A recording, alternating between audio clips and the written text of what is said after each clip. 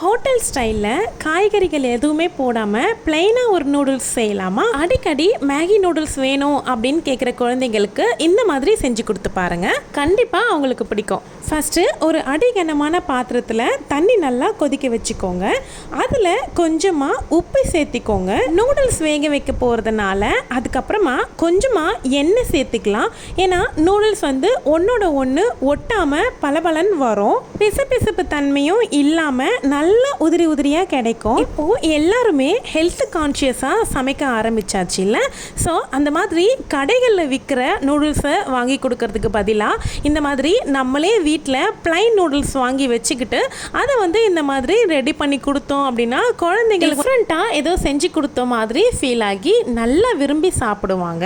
நல்லா வெந்ததுக்கு அப்புறமா தனியாக இந்த தண்ணியிலேருந்து எடுத்து வேற ஒரு தண்ணியில் போட்டு வாஷ் பண்ணிவிட்டு அதுக்கப்புறமா நல்லா வேறு ஒரு பாத்திரத்தில் ஆற வச்சிடணும். நீங்கள் இந்த தண்ணியிலேருந்தே அப்படியே எடுத்து வேற ஒரு பாத்திரத்துக்கு மாற்றிட்டீங்க அப்படின்னா அந்த பிசுபிசுப்பு தன்மை அப்படியே இருக்கும்.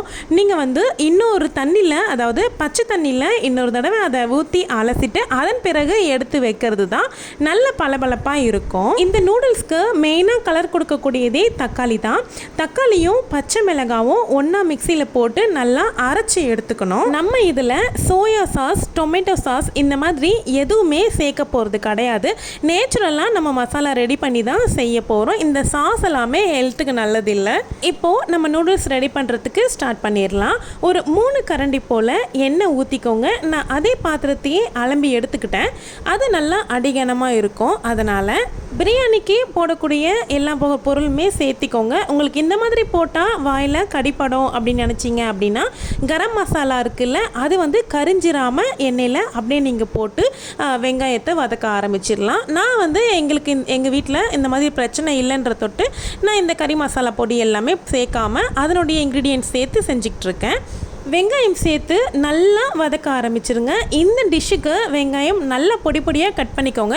சாப்பர் இருந்தது அப்படின்னா அதில் கூட பண்ணிக்கோங்க, நல்லது தான். நான் அப்படி கையாலேயே கட் பண்ணி எடுத்துக்கிட்டேன். இதே செய்முறையை யூஸ் பண்ணி நீங்கள் மெக்ரோனி, பாஸ்தா, ஸ்ப்ரிங் பாஸ்தா இது எல்லாமே ரெடி பண்ணிக்கலாம். இதே சேம் மெத்தட் தான். நூடுல்ஸ்க்கு பதில் நீங்கள் பாஸ்தா ஆட் பண்ண போகிறீங்க, அவ்வளோதான். வெங்காயம் வதங்கிறதுக்காக வேண்டி கொஞ்சமாக உப்பு சேர்த்திக்க போகிறேன். சாட்டர்டே டைமில் எங்கள் பசங்க சாட்டர்டேனாவே ஒன்று மக்ரோனி இல்லைனா இந்த நூடுல்ஸ் இந்த மாதிரி ஞாபகப்படுத்துவாங்க. பட் நான் ஒரு 2 வீக்ஸ்க்கு ஒன்ஸ் தான் செய்வேன். இது அவ்வளோவா ஹெல்த்துக்கு நல்லதில்லை. அடிக்கடி செஞ்சு கொடுக்கறத காட்டிலும் எப்பயாவது ஒரு டைம் செய்கிறது நல்லது.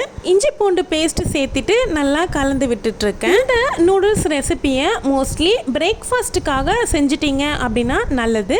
அப்படி இல்லை அப்படின்னா ஒரு 7:30க்குள்ளே நைட்டு டின்னர் சாப்பிட்ற பசங்க அப்படின்னா இதை செஞ்சு கொடுக்கலாம். அவங்க ஒரு 9 o'clock தூங்குறதுக்குள்ளே அவங்களுக்கு ஜீரணமாகிரும். இதுக்கப்புறமா இந்த ஸ்டேஜில் நம்ம அரைச்சி வச்சுருக்கக்கூடிய தக்காளியை சேர்த்திக்க போகிறோம். இந்த தக்காளியினுடைய கலர் தான் இந்த நூடுல்ஸ்க்கே மெயின். தக்காளியினுடைய பச்சை வாடை எல்லாமே நல்லா போகிறது வரைக்கும் அதை நல்லா வதக்கி கொடுத்துக்கோங்க. ஒரு சிலர் இந்த ஸ்டேஜில் சோயா சாஸு, டொமேட்டோ சாஸுன்னு யூஸ் பண்ணுவாங்க. அது யூஸ் பண்ணும்போது டேஸ்ட்டுக்கு வேணும்னா எடுத்து கொடுக்குமே கண்டி ஹெல்த்துக்கு சுத்தமாக நல்லது கிடையாது. சாஸ்லாம் எதுவுமே சேர்க்காமையே இந்த நூடுல்ஸ் ரொம்பவே நல்லா தான் இருக்கும். தக்காளியினுடைய பச்சை வாடை எல்லாமே போனதுக்கு அப்புறமா தனி மிளகாய் தூள் சேர்த்துக்கோங்க. குழம்பு மிளகாய் தூள் சேர்க்காதீங்க. இந்த டிஷ்ஷுக்கு தனி மிளகாய் தூள் தான் சேர்க்கணும். அதுக்கு பிறகு நான் கரம் மசாலா சேர்த்திக்க போகிறேன். நீங்கள் தாளிக்கும் போதே கரம் மசாலா தான் போடுறீங்க அப்படின்னா இந்த ஸ்டேஜில் போட தேவையில்லை. நான் போடலைன்றதுனால இந்த ஸ்டேஜில் கொஞ்சம் வாசனைக்காக சேர்த்திக்கிறேன். இந்த மிளகாத்தூள் வாடை எல்லாமே போகிறதுக்காக வேண்டி கொஞ்சமாக தண்ணி ஊற்றி கொதிக்க வச்சுக்கலாம்.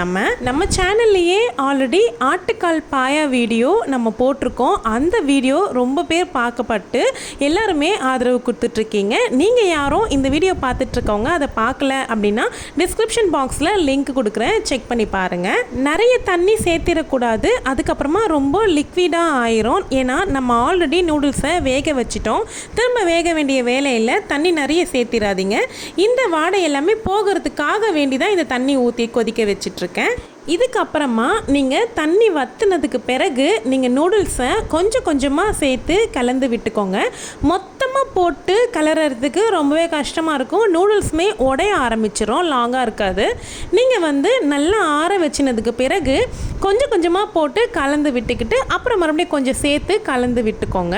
மக்ரோனி, பாஸ்தா, நூடுல்ஸ், பரோட்டா இந்த மாதிரி விஷயங்கள் எல்லாமே நம்ம வீட்லேயே செஞ்சு கொடுத்துட்டோம் அப்படின்னா பசங்க ஹோட்டலில் நாடி அவங்களுடைய ஆசைகள் போகாது.